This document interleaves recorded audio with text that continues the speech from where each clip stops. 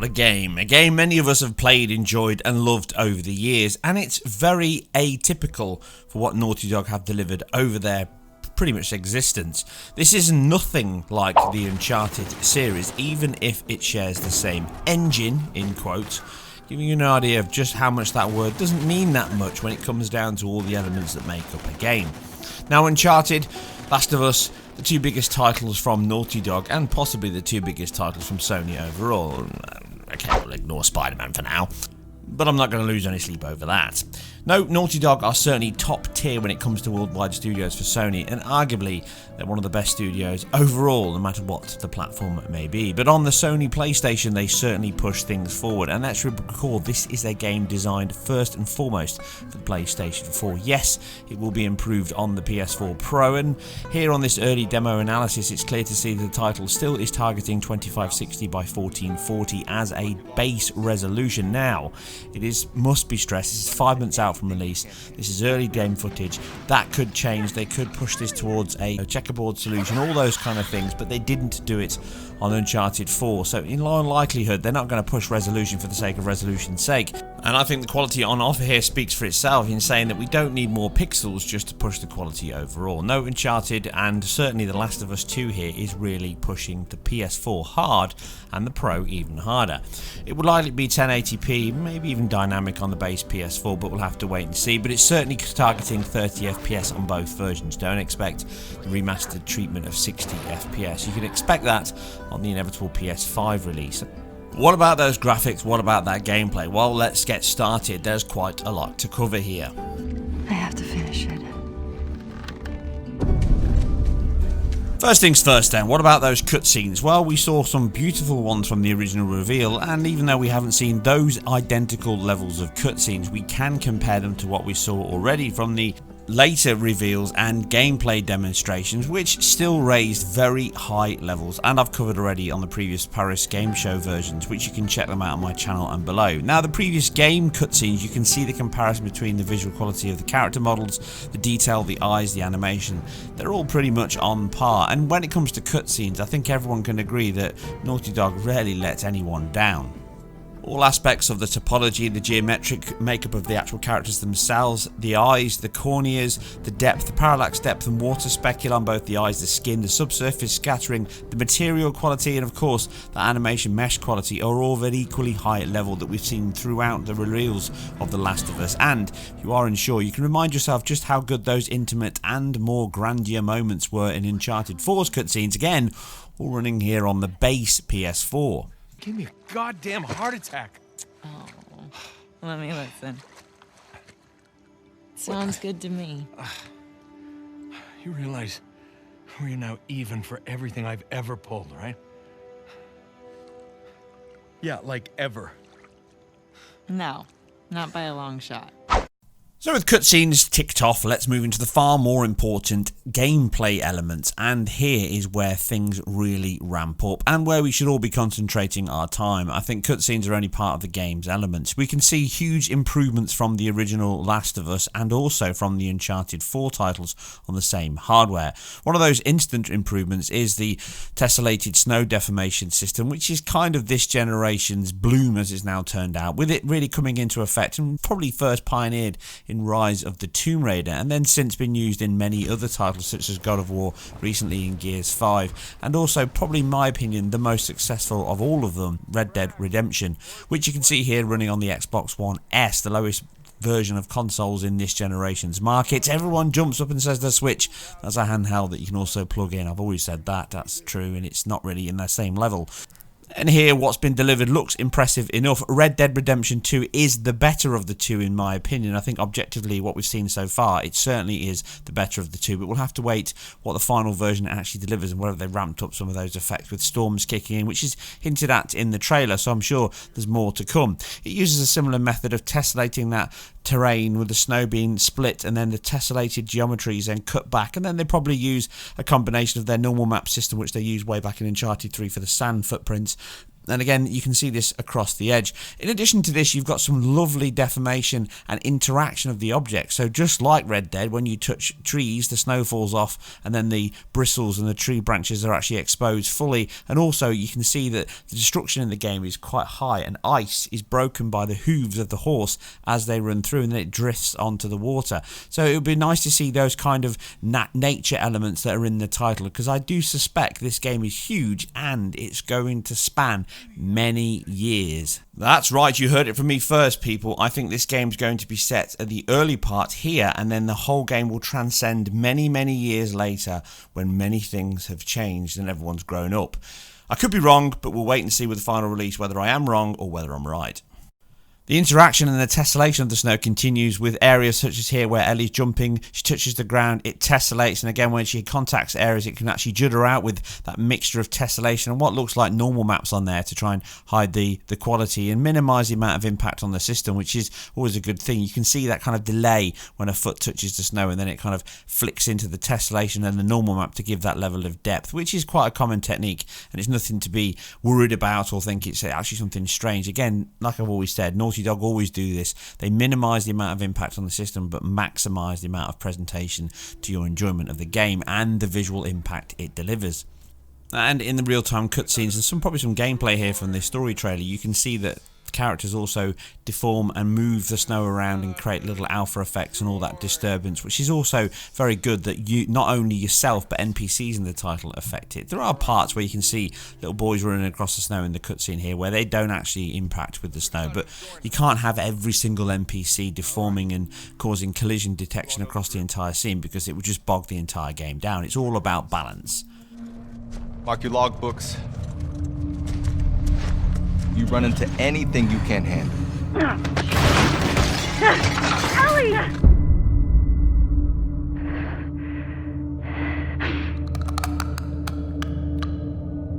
So in a game designed around horror and escape, this is a stealth game first and foremost, not an action game, the two biggest contrasts from this and Uncharted. So therefore you have to hide, move stealthily and use your wits about you at all times, and that means they've put in these little squeeze-throughs or little nooks and crannies, another element of the title that will help you get through certain areas. Yes, they'll probably be heavily telegraphed here with certain sections moving you into boss fights, but this element of addition to the gameplay will really add a lot to it by making you feel more stealthy, more subtle. And in addition, you can see the fact they've now added a dodge option and obviously a complete prone option, so you can now dodge attacks rather than just be forced like the original Last of Us, which could get quite frustrating, to be fair. When you were in a combat situation, you either had to try and turn and run quickly, or if it was a clicker, then you were doomed to just get your throat bitten out, Lucio Fulci style.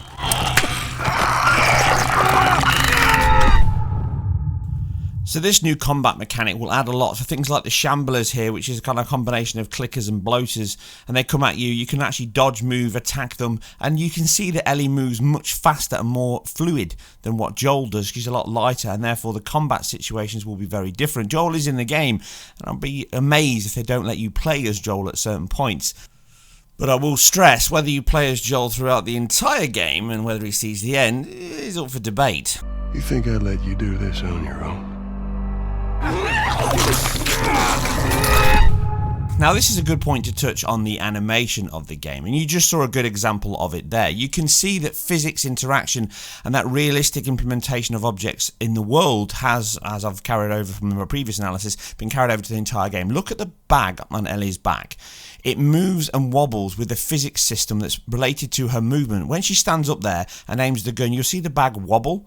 But also on that, look at the scene earlier where she's running. So I suspect that when your bag is heavier, i.e. you've got more things in it, it's going to affect your speed and your locomotion abilities. If you look at how she runs and kind of runs towards the cabinet, you'll see the bags pulling her back around. So the weighted system, that pivot system we saw in Uncharted 4 that I covered on the analysis of that, it's been enhanced here. Again, Naughty Dog always do this. You can see how the movement of her running is actually physically pulling her body around. So I will be amazed if that isn't a tactical element, because this game is moving more and more in towards the RPG element. It already did anyway when it had the crafting abilities. So the animation system is not only taking into account your physical abilities, but also the weight you're carrying carrying. Now again, it could just be an element of animation systems here, and they don't actually add that, but they could do. You can also see here when Ellie throws the Molotov cocktail, it actually has the same technique of flattening the grass as it explodes just there, and that's again taken from Uncharted 4, which I covered in that original analysis. All these things build and build upon each version, and they then get put into the next version of each game, and the engine just improves over time. That's literally how engines and software overall is developed. And talking of improvements, they've also added that to the motion blur of the game. The per object motion blur and both the camera blur is much better than previous versions, as it did suffer from dithering, artifacting and blurring on both the foreground and background, and this was covered in my previous analysis of the E3 2018. There's that banding blurring effect on the per object motion blur. That appears to be completely gone here. They've improved both the detail, the sample rate and obviously the foreground and background occlusion levels, so it's a much cleaner, more crisp version of motion blur across the board, both in object and camera as you move and sway around the world, and this adds a greater level of CGI smoothness and also that believability and smoothness of the frame rate because it is at 30 FPS. Motion blur does help 30 FPS games feel much smoother when you're playing them. And enriching the believability more is that GI solution we saw in Uncharted 4, but it's using screen space reflections abundantly here. You can see it through the doorways, sampling from both horizontal and vertical surfaces. All specular and diffuse surfaces seem to use a combination of cube maps and screen space reflections. And anyone hoping for a secret sign of ray tracing here, you can see the standard issues with screen space reflections. You can see Ellie's hand occludes the reflection, both foreground and background objects can be carried over there, and the hands of the character moving around can see occluding the screen space reflection on the object, but it doesn't mean it's bad. It's a great solution that works well for bouncing all this light around. With bounce both the physical object and the light itself, and that means GI bounce. You can see as you walk outside from in, you get that adaptive tone mapping on eyes and that green hue, and in snow areas it's much brighter, whiter and more diffused, and because of the PBR based material shading in the game, it means you can move all those elements around and just reuse them in the area you want. The assets can carry over and then you just reuse them again by merging them with the mesh shader itself and the decal with the composite. Remember, I don't want to have to shoot you in the face. Oh, that's so sweet.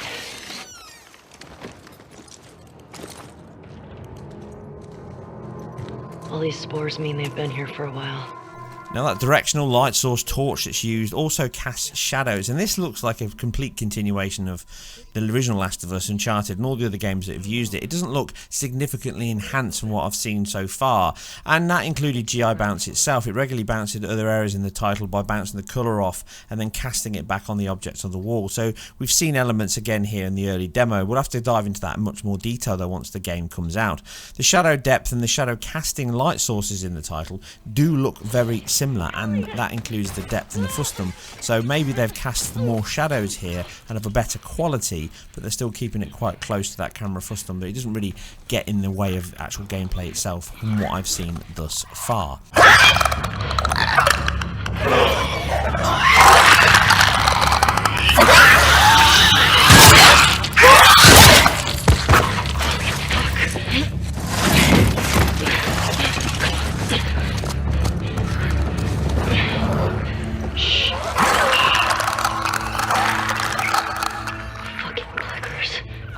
What does add an additional element to the game is the believability of the objects, and I covered this in my E3 2018 demo.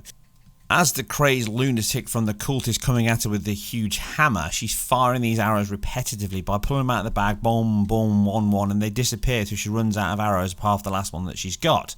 At this point in the demo, you can see the fact that she starts off with 4 arrows in her bag, but as she works through the demo and picks them up, every time she takes it out, you see her hands reach up, and here you see she picks up the machete, she swaps her hands over, takes the arrow out at the same time she puts the machete in, the machete drops into the bag, and then she loses an arrow. She's now only got 3, and you can see in the actual icons on the bottom right hand side she's got 1 plus 3. As she crawls through, she takes another one out, shoots the arrow, and then she's down to 2. So not only do you need the icon, you could probably turn off all of your GUI here and still know how many weapons or how much ammo you've got left of your arrows, because you can physically see it in the bag. So she's actually removing objects, and this again adds to the fact that it's a decal system that's obviously picking up vertex points on the characters themselves. When you fire arrows into into them, they stick in people. So maybe you can go and retrieve them again physically from the object. And we saw that in the E3 2018 demo where she pulls the arrow out of the guy propped up against the side. So all these additional parts in the game itself are all adding that CPU computation. So if you're sitting there saying, why isn't this 60 FPS? Even though I've gone over all the visual quality in one more area I'll touch in a moment compared to the original Last of Us, the amount of simulation, AI pathfinding, the dogs sniffing, finding you out, all that hunting and the conversational pieces, which was a very big part of the original Last of Us anyway. I've got a separate video coming up on that, so please look forward to that soon. But here, the elements they've added to the title overall in the engine, what they're adding in every single frame, means that 30 FPS is the best you could possibly imagine on the hardware it's being delivered on. Like I say, the PS5 version may have slightly more on offer. What I noticed was quite nice here. There's many points in the title here where you can see that they've used the same animation sets. From the cutscene of the E3 versions that goes into gameplay here, the stabbing of the guy in the throat is exactly the same animation set. At least the character models are different, but this is in-game to a cutscene. But you can see they're using the same rigs and same animation sets, with obviously subtle changes to timing, maybe motion blending, just to extend some of those sequences. But overall, it's the same animation frames as Ellie's face kind of contorts and takes that effort as she sticks it in his jugular and lets him bleed out.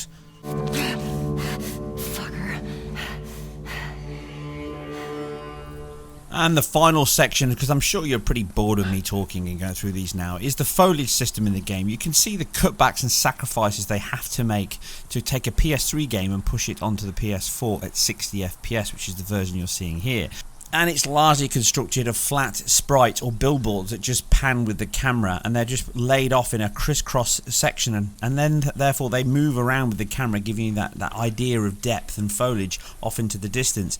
But this is really removed in the latest version with geometric grass and objects that collide with you better, they move out of your way, and all of this again has been an enhancement they've used in the Uncharted series, and they've pushed it even further here because it's a core element with your new prone contact that you can crawl through the grass and stay out of view. Whereas on the older version, it does show its signs as it calls objects as you walk forward. In the frustrum, as you turn around, billboards just pop up and disappear, and the collision detection is very limited. Now, this is obviously an early demo. I don't know how limited it will be in the final game, but there's very limited amount of interaction in the old game. And even though it ran like this on the PS3, running at 60 FPS and pushing that back down to 30 means you get a lot more interaction and objects reacting to you, and the denser foliage across the board and all throughout this early demo shows you that is a better use of that frame time.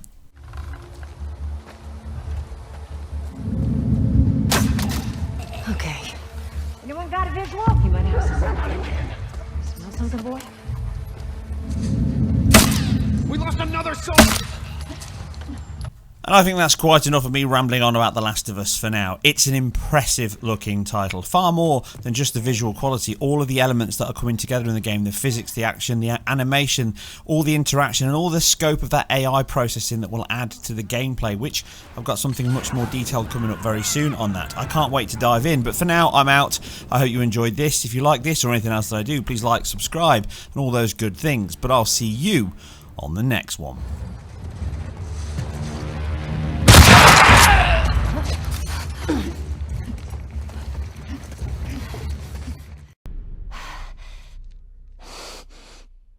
You can't stop this.